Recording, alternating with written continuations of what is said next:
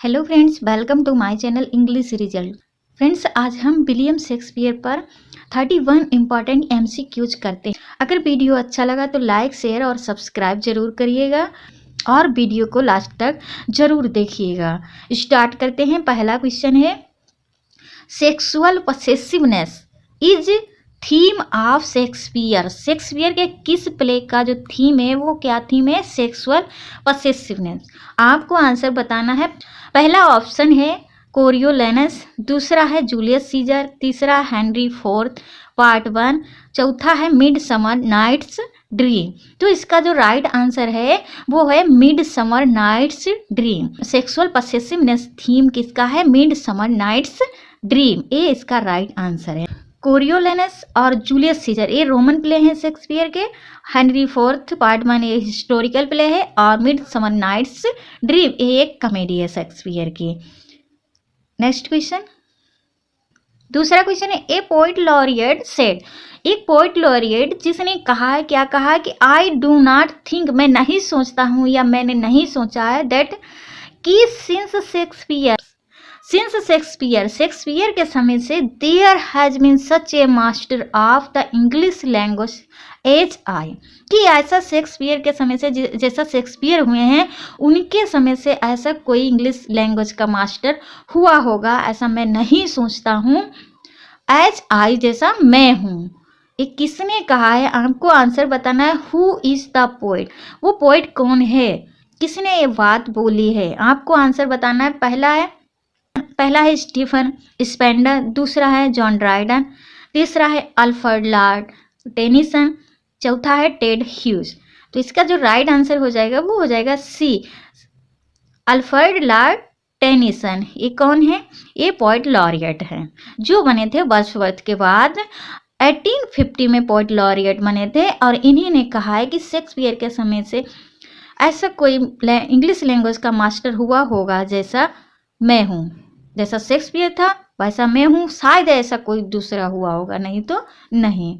तो Alfred Lord Tennyson ये इसका राइट आंसर है। नेक्स्ट क्वेश्चन, तीसरा क्वेश्चन है, बीच ऑफ द मॉडर्न प्ले में से ऐसा कौन सा प्ले है? A British playwright actually puts Shakespeare as character on stage.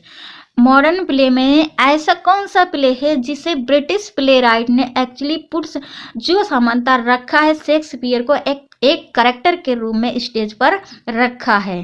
कौन सा प्ले है? आपको प्ले का नाम बताना है जिसने शेक्सपियर का करेक्टर रखा है स्टेज पर।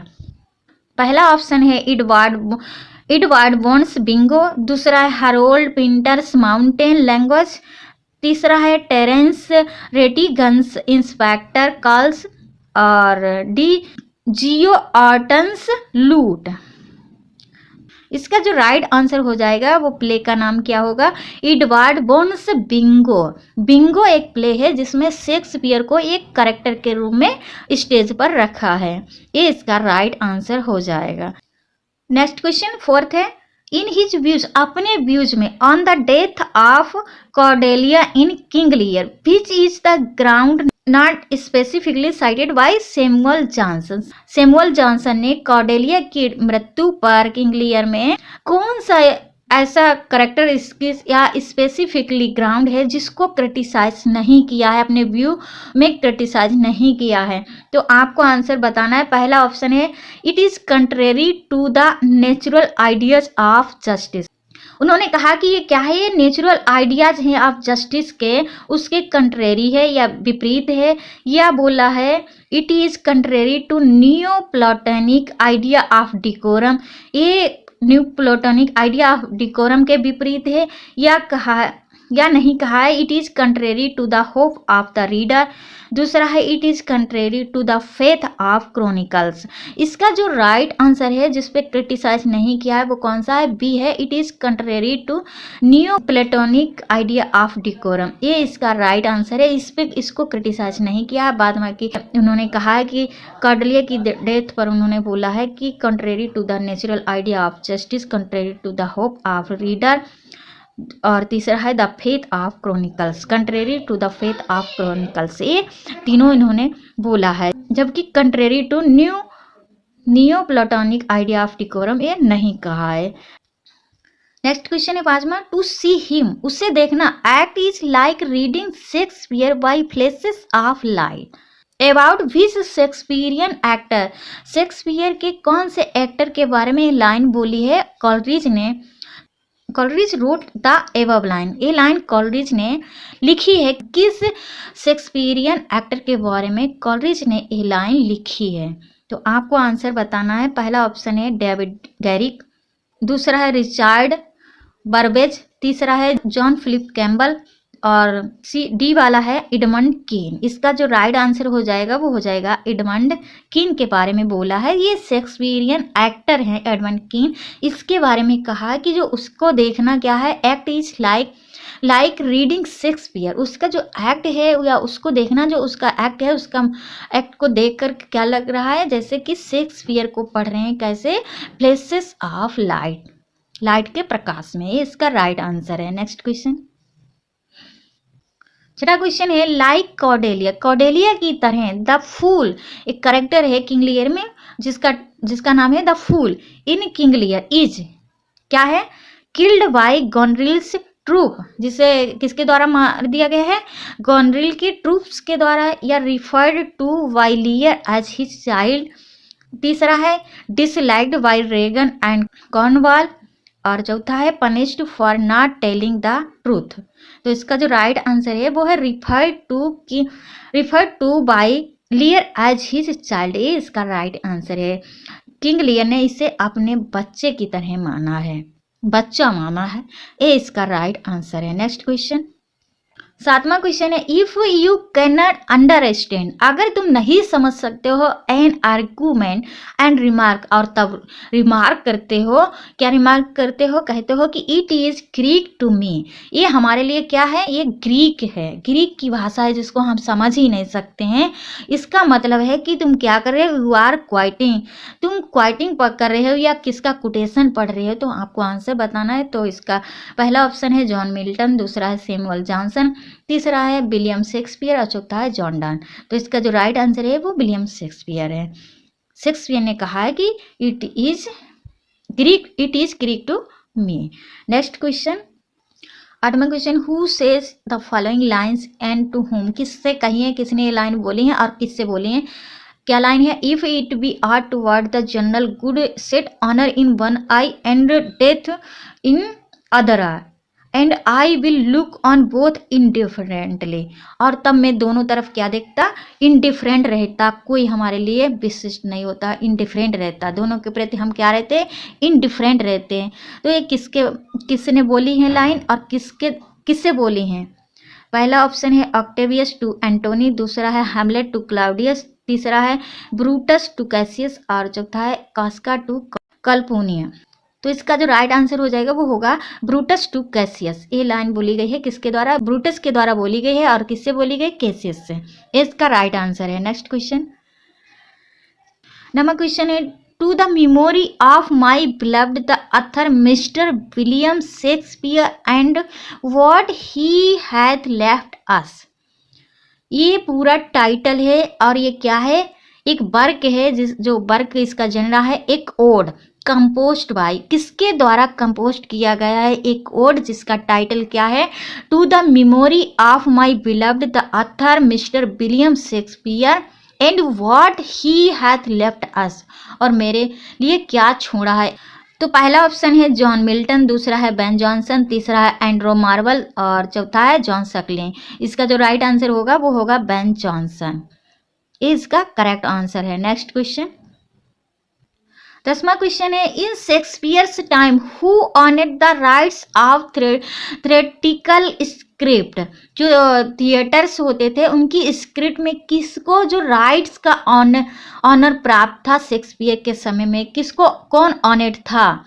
तो पहला ऑप्शन है द प्ले राइट्स, दूसरा है patron of the acting company, तीसरा है प्रिंटर और चौथा है द एक्टिंग कंपनी। तो ऑनर्ड किसको प्राप्त था, कौन था honoured the rights to a theatrical script के लिए, तो इसका है द एक्टिंग कंपनी को प्राप्त था शेक्सपियर के समय में।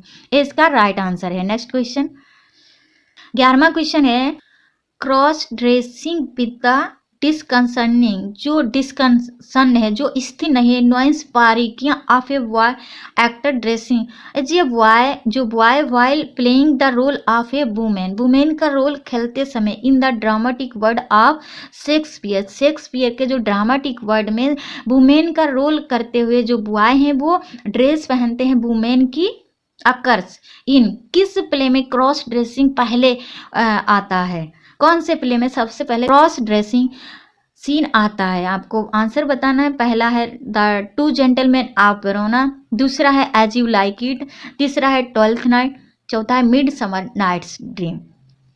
तो जो डिस्गाइज या क्रॉस ड्रेसिंग जो रूप होता है वो चारों में है, लेकिन जो सबसे पहले प्ले में आता है शेक्सपियर के वो होता है the two gentleman of Verona, ये इसका राइट आंसर है। नेक्स्ट क्वेश्चन, 12वां क्वेश्चन, हाउ मेनी वर्ड्स, कितने शब्दों को did Shakespeare actually invent, Shakespeare ने इन्वेंट किया है, अबाउट 2000, अबाउट 1000, अबाउट 6000, अबाउट 3000। तो इसका जो राइट आंसर है वो है 3000, शेक्सपियर ने लगभग 3000 वर्ड्स को इन्वेंट किया है।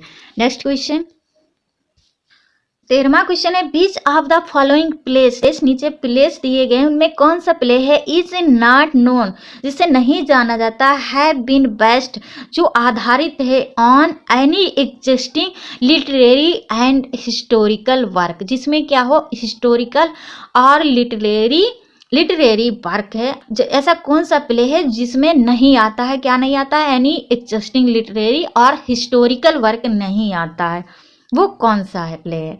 तो पहला है सेम्बिलान, इसमें आता है रोमियो जूलियट, ये भी हिस्टोरिकल है, मेजर फॉर मेजर, इसमें भी कुछ पॉइंट्स आते हैं, लेकिन द टेम्पेस्ट इसका राइट आंसर है, टेम्पेस्ट में हिस्टोरिकल पॉइंट्स नहीं आते हैं, हिस्टोरिकल वर्क नहीं है। नेक्स्ट क्वेश्चन, 14 क्वेश्चन है, most of Shakespeare's post, Shakespeare की पोस्ट या प्लेस 1599 प्लेस पर स्टेज्ड एट, किसी थिएटर में स्टेज किए गए थे, ज़्यादातर प्ले कौन से थिएटर में परफॉर्म किए गए थे ज़्यादातर शेक्सपियर की पोस्ट, कब, 1599 में। तो आपको आंसर बताना है, पहला थिएटर का नाम है द स्वान थिएटर, दूसरा है रेड लॉयन, तीसरा है द ग्लोब और चौथा है द फॉर्चून प्ले हाउस। तो इसका जो राइट आंसर है वो ग्लोब हो जाएगा, क्योंकि शेक्सपियर ग्लोब थिएटर के नाम से फेमस है। नेक्स्ट क्वेश्चन, 15 क्वेश्चन है, what is the name of the mischievous fairy, mischievous fairy का नाम क्या है in mid summer nights dream, mid summer nights dream play में, कॉमेडी में मिस्चीवियस फेरी का नाम बताना है। पहला है टाइटेनिया, दूसरा है पक, तीसरा है ओबरान और चौथा है हर्मिया। तो इसमें जो मिस्चीवियस फेरी है वो पक है, ये इसका राइट आंसर है बी। नेक्स्ट क्वेश्चन, 16वां क्वेश्चन है, who is the tragic hero, कौन ट्रेजिक हीरो है, कहाँ, जूलियस सीजर में, शेक्सपियर के प्ले जूलियस सीजर में कौन ट्रेजिक हीरो है। पहला ऑप्शन है ब्रूटस, दूसरा है सीजर और तीसरा है केसियस और चौथा है एंटोनी। तो इसका जो राइट आंसर हो जाएगा वो ब्रूटस हो जाएगा। ब्रूटस कौन है, एक ट्रेजिक हीरो है जूलियस सीजर में। नेक्स्ट क्वेश्चन, 17वां क्वेश्चन है, who is the duke of Vienna, Vienna का ड्यूक कौन है in Measure for Measure, Measure for Measure problem play है, इसमें जो ड्यूक ऑफ वियाना कौन है। पहला ऑप्शन है एंजेलो, दूसरा है स्केलस, दूसरा है लूसियो और चौथा है विंसेंसियो। तो इसका जो राइट आंसर होगा वो विंसेंसियो हो जाएगा। ये कौन है, ड्यूक ऑफ वियाना है। नेक्स्ट क्वेश्चन, 18 क्वेश्चन है, who says the famous line, किसने ये फेमस लाइन बोली है, क्या लाइन है, पार्टिंग इज सच स्वीट सारो, क्या कहा है कि जो विदाई है या पार्ट होना, अलग होना क्या है, एक स्वीट मीठा भी है, मीठा सारो है। इन रोमियो एंड जूलियट, किसमें, रोमियो और जूलियट में कहा है कि जो पार्टिंग है वो क्या है, स्वीट सारो है। स्वीट सारो यहाँ पे क्या है, एक फिगर ऑफ स्पीच है, जिसका कौन सा फिगर ऑफ स्पीच है, स्वीट मीन्स मीठा और सारो ऑक्सीमोरन यहाँ पे फिगर ऑफ स्पीच हो जाएगा। तो ये लाइन बोली गई किसके द्वारा, पहला ऑप्शन है जूलियट, दूसरा है रोमियो, तीसरा है मर्क्यूसियो, चौथा है फ्रायर लॉरेंस। तो इसका जो राइट आंसर होगा वो जूलियट बोलती है। नेक्स्ट क्वेश्चन, 19 क्वेश्चन है, what is the name of the ship wrecked सॉर्केरा इन द टेम्पेस्ट, टेम्पेस्ट में जिसने शिप रैक्ट किया था या शिप को तूफान लाया था शिप पर, वो सोरकेरर कौन है? सोरकेरर मीन्स होता है जादूगर। तो आपको आंसर बताना है, पहला है प्रोस्पेरो, दूसरा है अलेंसो, तीसरा है एंटोनियो और चौथा है गोंजेलो। तो इसका जो राइट आंसर होगा वो होगा प्रोस्पेरो। प्रोस्पेरो कौन है? एक जादूगर है। नेक्स्ट क्वेश्चन 20 क्वेश्चन है, who is the character known for his monologues, जो किसके लिए जाना जाता है? मोनोलॉग्स के लिए जाना जाता है इन ओथेलो। ओथेलो प्ले में expressing his distrust of women, जो क्या एक्सप्रेसिंग कर रहा है? हिज डिस्ट्रस्ट, जो विश्वास नहीं करता है, ऑफ वुमेन या वुमेन पर बिलीव नहीं करता है। वो कौन सा करेक्टर है जो अपनी ही बात मानता रहता है? किस लिए जाना जाता है? अपनी मोनोलॉग्स के लिए जाना जाता है। पहला ऑप्शन है यागो, दूसरा है ओथेलो, तीसरा है कैसियो और चौथा है रेड्रिगो। तो राइट आंसर हो जाएगा वो होगा यागो। यागो है वो मोनोलॉग्स के लिए जाना जाता है। नेक्स्ट क्वेश्चन 21 क्वेश्चन है, what is the name of the noble man, noble man का नाम बताना है। हु बिकेम, जो बना था द टारगेट ऑफ यागोस स्कीम, जो यागो की स्कीम का जो टारगेट बन गया था, उस जेंटल नोबल मैन का नाम बताना है इन ओथेलो। कौन से प्ले में? ओथेलो प्ले में। आपको उसका नाम बताना है, पहला कैसियो, दूसरा रेड्रिगो और तीसरा है डेस्टिमोना और चौथा इमेलिया। तो इसका जो राइट आंसर हो जाएगा वो कैसियो हो जाएगा। कैसियो ही कौन बना था? उसकी यागो की स्कीम का टारगेट बन गया था।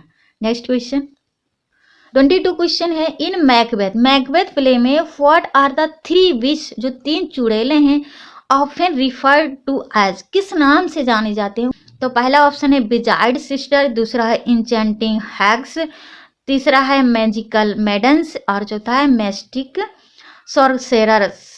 सॉर्सेरर्स। तो इसका जो राइट आंसर हो जाएगा वो हो जाएगा बिजार्ड सिस्टर के रूप में रिफर किया जाता है।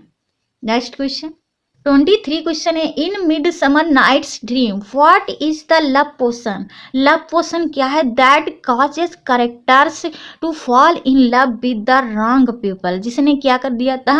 रॉन्ग पीपल के उसमें डाल दिया था। तो causes character to fall in love, जो प्रेम करने लगा था विद द रॉन्ग पीपल, गलत व्यक्ति से प्रेम करने लगा था लव पोर्शन की जगह से। तो एक क्या था? पहला ऑप्शन है लिक्चर ऑफ इंचेंटमेंट, दूसरा है क्यूपिड्स कॉन्कैक्शन, तीसरा है ओबरांस लेक्चर और चौथा है पक्स पोषण। तो इसका जो राइट आंसर होगा वो ओबरांस लेक्चर क्या था?